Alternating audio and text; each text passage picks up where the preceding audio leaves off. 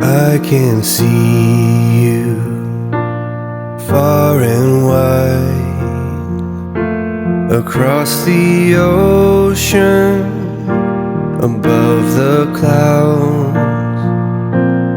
In your presence I am free. I hear your whisper through the wind. Here right now, there's no place that I would rather be. So let this moment last.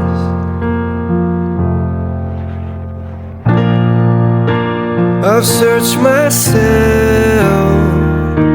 I've tried to figure out who I am, and you were always there to lift me up. 'Cause no one else can make me love like you. You give me strength, Lord, I finally know where I belong.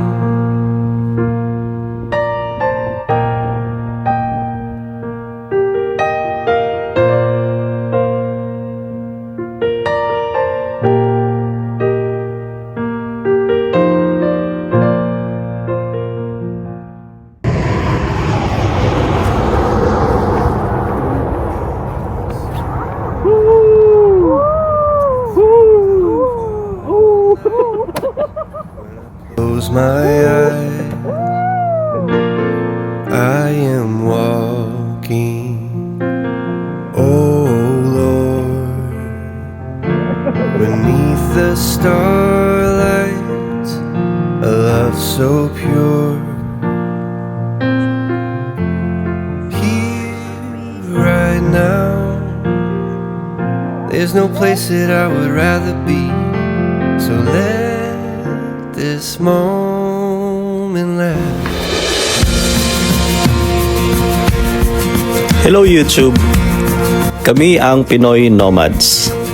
We are a Filipino-Canadian couple which currently lives in California with our dog, Colleen.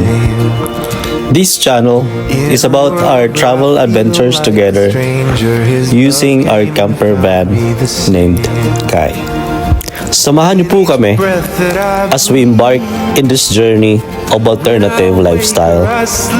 Let's navigate and explore the beauty and grandeur and the healing power of nature.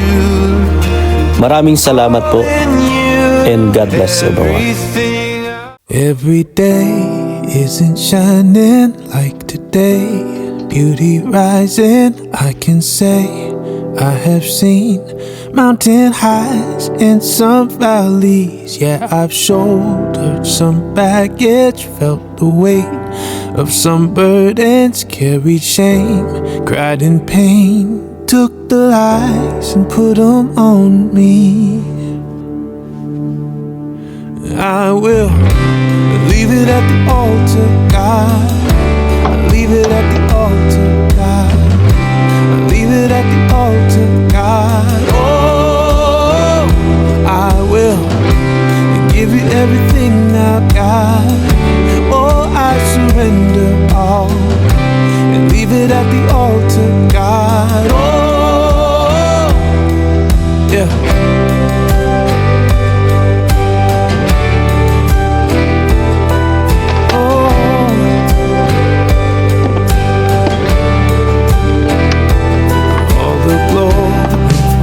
Shining are the visions that I've seen and I've held on so tight.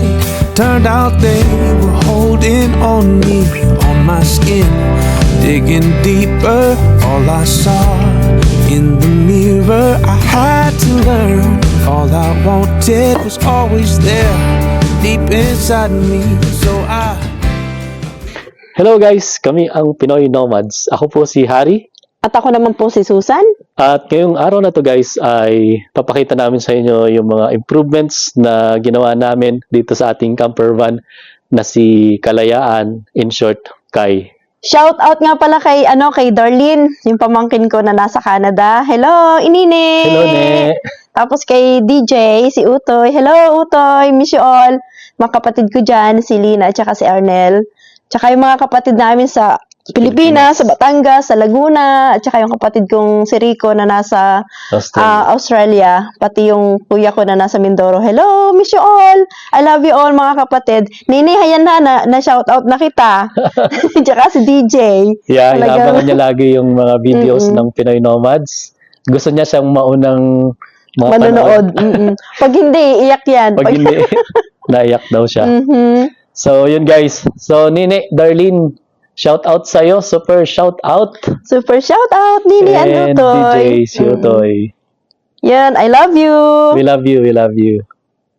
Okay guys, naikabit na pala natin yung ating fridge freezer. So dito ko siya nilagay sa gitna ng driver seat tsaka ng passenger seat. So purpose kaya nandyan kasi sayang yung space na yan. At para madaling kumuha ng food or any drinks pag nagbibiyahe tayo guys. Parang yan yung pinaka the best place para sa kanya. And yung kagandahan, saktong-sakto lang pala talaga yung nabili ko. Inisip kong liit kasi tingnan nyo guys. Ang liit lang niya, no? So, pero ang kagandahan, sakto yung space niya. Nilagyan ko lang siya ng frame para hindi siya umus-us papunta rito. Ito, nilagyan ko ng wood block na to. Tapos may maliit na wood din dyan sa gilid. Yan, kabilaan. Plywood. Tapos, doon hindi ko na nilagyan kasi sakto na siya dito sa gilid. Ang problema lang, hindi na ma-open tong glove box dito. So, it's okay. Tinanggal ko na lang yung mga shades sa lamin.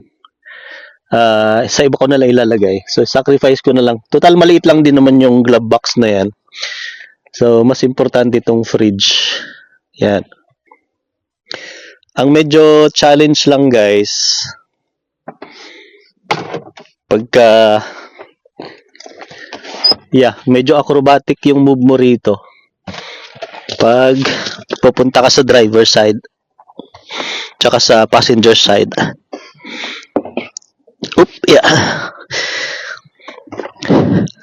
Galing sa loob ng van.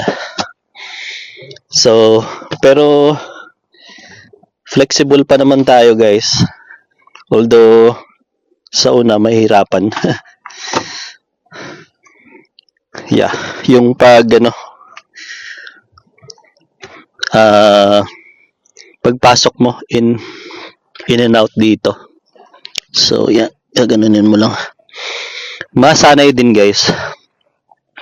Kung hindi naman, lalabas ka na lang dun sa pinto. Siikot ka papunta rito. Pero kasi madalas ginagawa ko dito ako lumalabas guys. So ayos na to guys. Feeling ko. Kung kulang pa, dalhin na lang namin yung cooler. May dalawa kaming cooler dyan. Pero feeling ko sa ilang araw bastante na to guys. Food and drinks. Pwede rin maglagay ng ice cream. Shoutout pala dun sa kaibigan nating taga South California, LA area yata sila.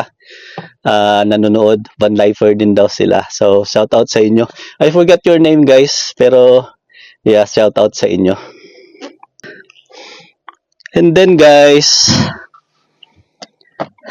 ito'y kinabit namin ni Mrs. din kahapon. Bagong addition natin. Itong folding table. There you go. Meron lang siyang folding hinge sa ilalim. Kung hindi mo nagagamitin, just take it away. Fold it back. So, yun guys. So, extra space. Pwedeng kumain. Pwedeng mag-laptop dito. Diba? Pag meron kang office works. Ang maganda rito, meron siyang cup holder Tsaka pwede mo ilagay yung iPad dito. And then meron siyang USB ports guys. Pero hindi ko pa ito nalilinyahan ng kuryente. So hopefully soon. So para dyan na lang magta-charge if needed. Ang problema ko lang dito rin guys. Kasi ito umangat. Nilagyan ko ng glue. Ayaw dumikit. So, pero it's okay. Aesthetics lang naman siya. Pero ang ganda ng wood, laminate. Nagbagay siya rito. Tsaka, natakpan niya tong ano, kasi luma na tong dresser na to. Baon pa namin to galing Canada sa bahay namin. Dami nilang butas-butas oh. Kasi ang dami ko nang nilagay dito. So, plano ko siyang barnishan in the future pag nagbarnish na kami dito. Pero takpan na lang muna natin. So by the way, itong dalawang brackets na to, nabalik ko lang sa Amazon ng mga $10 or $15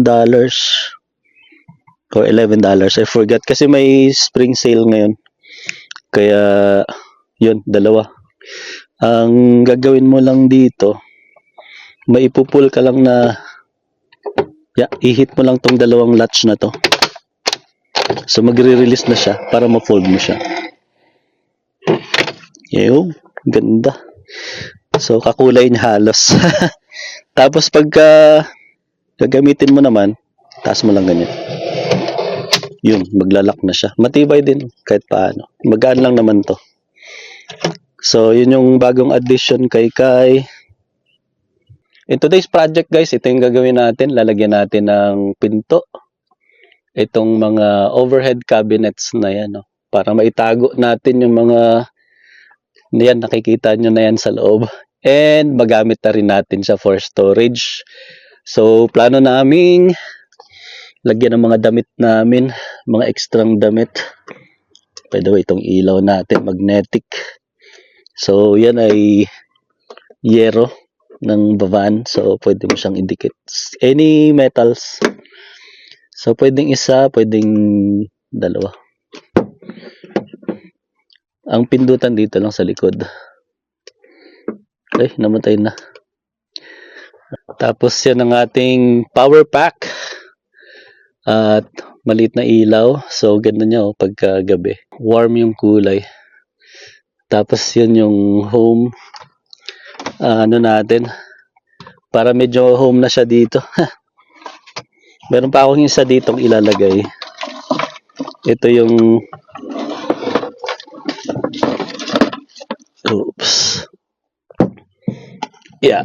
sasabit natin to kung saan. Para homey na yung dating niya guys.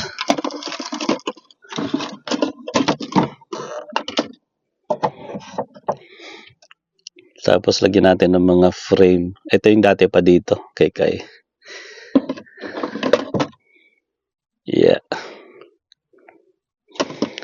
Tapos ito yung mga gusto kong ilagay dito pa pag natapos. Mga decorations. So lagyan natin kung saan yan. Mga ganyan-ganyan. Abubots. Para magmukha siyang bahay. Yan. Tapos dito ko ilalagay pala yung sink. Sink na maliit. Tapos lagyan natin ng backsplash dito na yung tiles na dinidikit lang.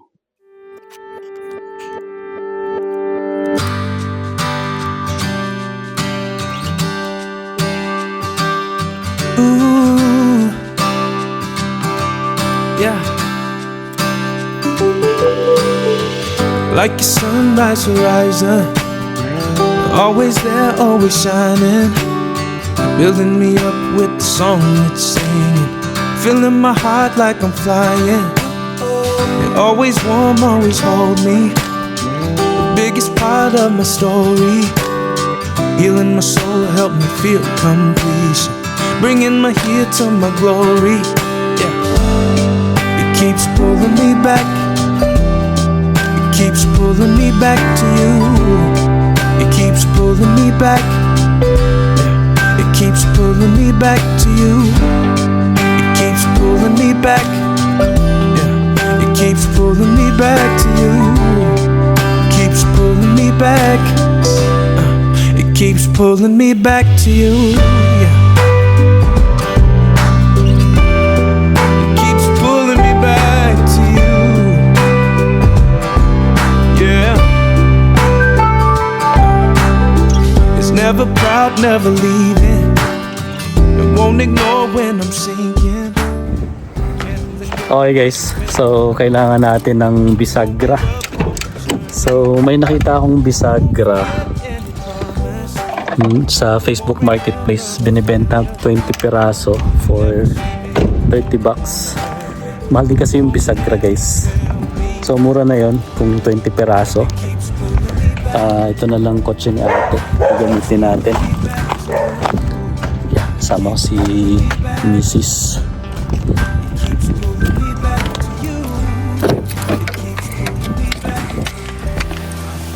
Hey mama, Ay, nada. may dalang water. Aron, wala ba? Okay. Tinapay.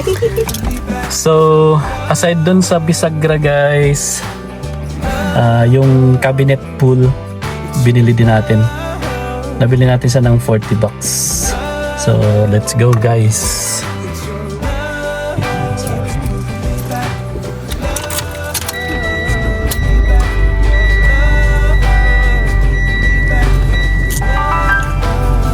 Okay guys, pick upin natin yung ating bisagra tsaka yung cabinet pools para pag-open ganun. So, yun. Let's go. Wala pa timing.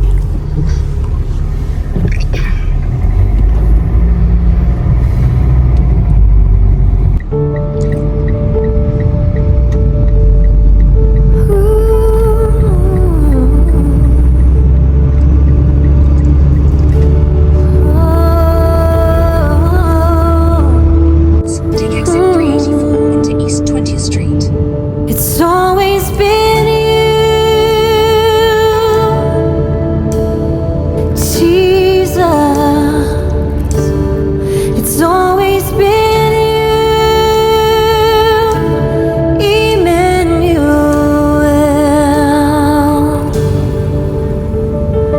Who gave me this courage? What torch lights my feet? It's always been you, Jesus.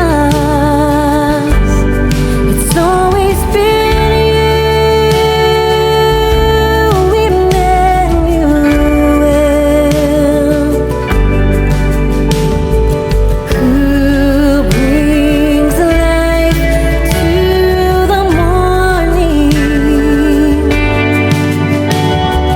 What flame lights my way home? It's always been you, Jesus. It's always been you, Emmanuel.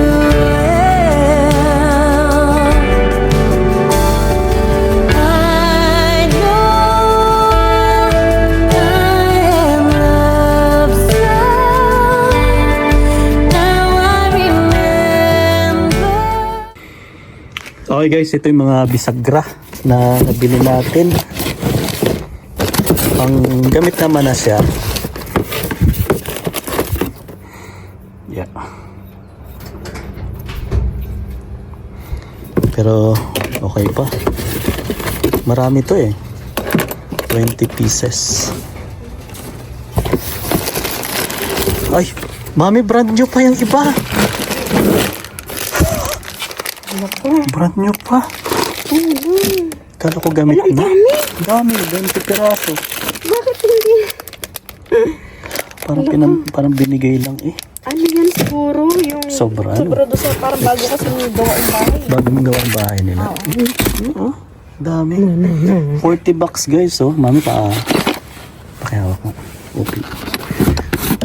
So meron pa siyang mga ano. Handle? Yeah, yung mga handle ng ano. Oh, ang bigat. Oh, ang ganda. Metal, oh. So, itong kahoy. Yeah, maganda yung Ang kahoy. Bagay doon Bagay guys. Sa ating cabinet. Pero ganda rin tong ano, metal. Hindi, mas kulay kasi yan. Tapos may mga hooks pa siya, oh. Pwede dito, oh. Wow. Lagay ng kung mga ano-ano dito. Abubot. Yeah. Pwede dito. Hook. Metal, ang ganda. Yun lang. Some large, ang dami ka talagang makakuha sa ano. Oh, iba-ibang klase ka. Yeah, yun doon. Yung bahay nila doon. Kaysa nga naman yung bahay nila dito. Iba-ibang klaseng hook. Yeah. Nice! Some birds. Some birds tayo. Mami, gawin ko na.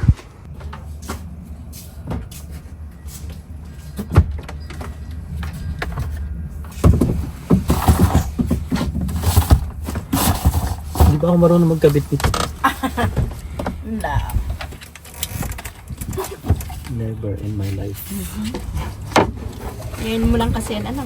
Ngayon mo kaya nakita ng ganyan. Bawak. Yeah.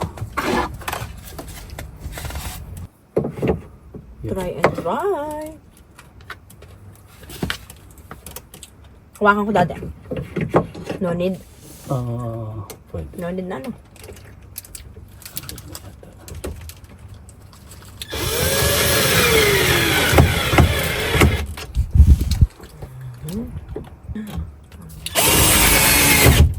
Diba? Pero, ibig sabihin, hindi siya mag-ano. Nagalapat. Hindi siya lalapat. Ganyan lang. No.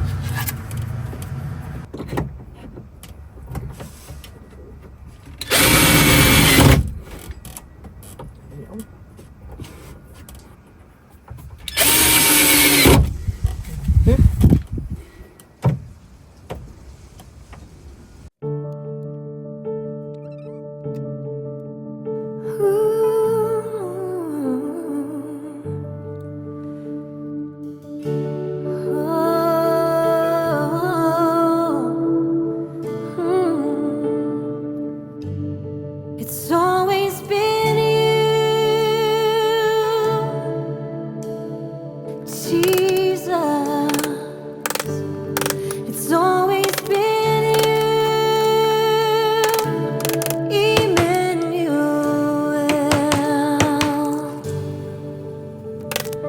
Who gave me this courage? What torch lights my Okay guys. So, naikapitan natin yung isang pinto. Bali first time kong magkabit ng gantong bisagra guys. Kailangan mo pa palang ibaon itong part na to. Mano-mano gamit yung chisel. Ano ba yung chisel? Basta chisel sa English. Tapos mali yung cut ko. Ang cut ko dapat sagad to doon sa taas. So pero kasi pagka ginamitan mo ng bisagra na katulad nito ay bababa pala siya. So lumagpas. Kailangan ko pang putulan dito. Yeah, para pumantay siya. Pero next time na siguro guys kasi may pasok ako ngayon mamayang gabi. Pahinga muna tayo. So tapusin natin yan pagka off ko. So at least may experience na akong